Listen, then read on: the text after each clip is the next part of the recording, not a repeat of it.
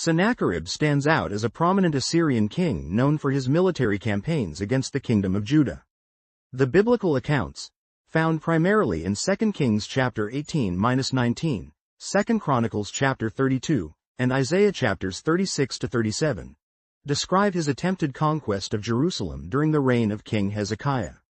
Below is a comprehensive look at Sennacherib's role in history and scripture, according to Jehovah's Witnesses, that should take about 4 to 5 minutes to read. 1. Historical setting and identity. Sennacherib was an Assyrian emperor who reigned from about 705 to 681 BCE.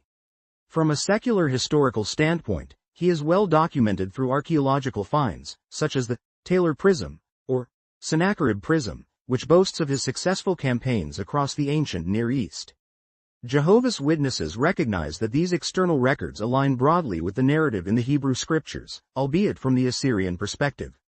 This intersection of biblical and archaeological evidence underscores the reliability of the Bible's historical accounts, which they believe are inspired by God. 2. Campaign against Judah. According to the scriptural narrative, in the 14th year of King Hezekiah, Sennacherib advanced into Judah. He captured numerous fortified cities, 2 Kings chapter 18 verse 13, and eventually set his sights on Jerusalem. King Hezekiah, known for his loyalty to God, had rebuffed Assyrian domination by refusing to pay the heavy tribute.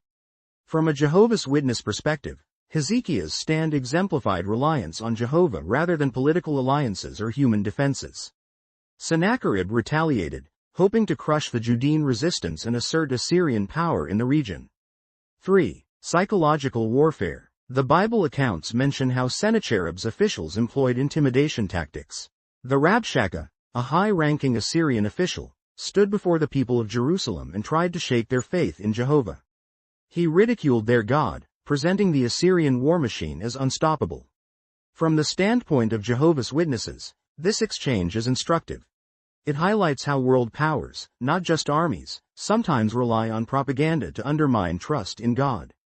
The Rabshakeh's rhetoric aimed to sow seeds of doubt, effectively waging a psychological campaign alongside the physical siege. 2 Kings chapter 18 verses 28-35. Isaiah chapter 36 verses 4-10. 4. Hezekiah's response. Hezekiah's reaction, as emphasized in Watchtower publications, was prayerful reliance on Jehovah. Instead of bowing to the demands or giving in to despair, Hezekiah turned to the prophet Isaiah for counsel and supplicated God for deliverance. 2 Kings chapter 19 verses 1-5. Isaiah chapter 37 verses 1-4. Jehovah's Witnesses often cite Hezekiah's humility and trust as examples for modern-day believers. No matter how formidable an opponent appears, faith in God stands paramount. This theme resonates throughout their literature, illustrating how reliance on Jehovah brings protection and peace, even against seemingly insurmountable odds. 5. Dramatic divine intervention. The climax of the story, from the perspective of Jehovah's Witnesses, is God's intervention. According to 2 Kings chapter 19 verse 35, Jehovah's angel struck down 185,000 Assyrian soldiers in one night. This decisive act forced Sennacherib to withdraw and return to Nineveh, effectively sparing Jerusalem. For Jehovah's Witnesses, this event underscores a recurring biblical principle. When the odds look impossible from a human standpoint, deliverance through God's power can be swift and overwhelming. The exact means and mechanism of the plague or angelic intervention isn't fully elaborated on in the scriptures, but its purpose, to demonstrate divine sovereignty and protect Jehovah's worshippers, is central to the account. 6. Assassination and aftermath. Not long after his humiliating retreat, Sennacherib faced a grim end. The Bible states he was assassinated by two of his own sons while worshipping in the temple of his god Nisroch. 2 Kings chapter 19 verses 36-37. Isaiah chapter 37 verses 37-38. From a Jehovah's Witness perspective, this detail verifies the completeness of Jehovah's judgment. Sennacherib's downfall was total, both militarily and personally.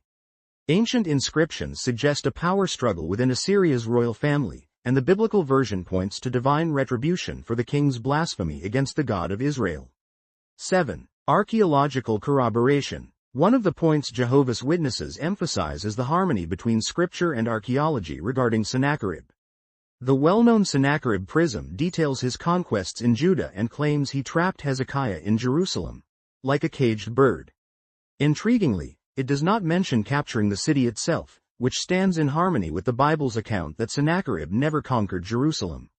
Jehovah's Witnesses cite this as an important instance of secular historical evidence supporting the scriptural narrative. Despite Sennacherib's prideful declarations, the absence of victory over Jerusalem in his own annals strongly implies a retreat consistent with the Bible's portrayal. 8. Significance for modern readers. Jehovah's Witnesses often use Sennacherib's story to highlight themes of loyalty to God, the futility of opposing him, and the importance of trusting in divine power over human might. For them, Sennacherib's defeat sends a timeless message that no power, ancient or modern, can succeed in undermining Jehovah's purpose. The account also encourages believers to resist fear, hold on to faith, and avoid reliance on flawed political alliances. Instead, Jehovah's Witnesses